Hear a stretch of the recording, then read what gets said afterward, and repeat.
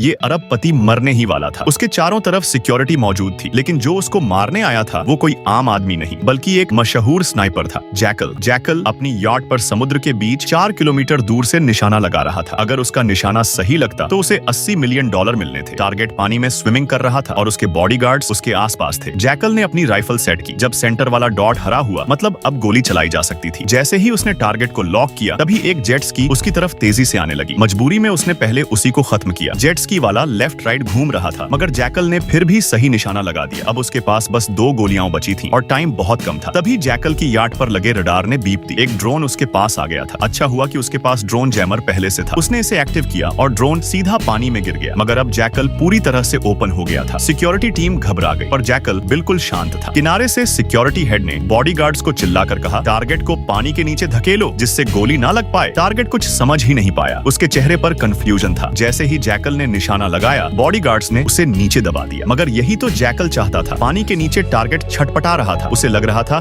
कि शायद गार्ड्स ही उसे मार रहे हैं। जैकल गिनती शुरू कर चुका था। उसे पता था कि कोई ज्यादा देर तक सांस नहीं रोक सकता। टारगेट डर गया और बाहर निकलने की कोशिश करने लगा। तभी जैकल की गोली चली और सीधा एक बॉडीगार्ड के सिर में जा लगी। अब टारगेट और ज्यादा डर गया। जैकल के पास अब सिर्फ एक आखिरी गोली बची थी। किनारे पर खड़ा सिक्योरिटी हेड चिल्ला रहा था, डाइव करो, नीचे जाओ। मगर अब बहुत देर हो चुकी थी। जैकल का स्कोप टारगेट पर लॉक हो चुका था। टारगेट पानी के नीचे भी गया, मगर जैकल का हाई पावर कैमरा अब भी उसे ट्रैक कर रहा था। टारगेट पूरी तरह से खो गया था। पानी में उसे समझ नहीं आ रहा था कि तैरकर किस तरफ जाए। जैकल की आंखों में एक खास लुक आया, मतलब अब सब खत्म। जैसे ही डॉट हरा हुआ, उसने ट्रिगर दबाया और आखिरी गोली चली। गोली करीब 8 सेकंड तक हवा में तैरती रही और फिर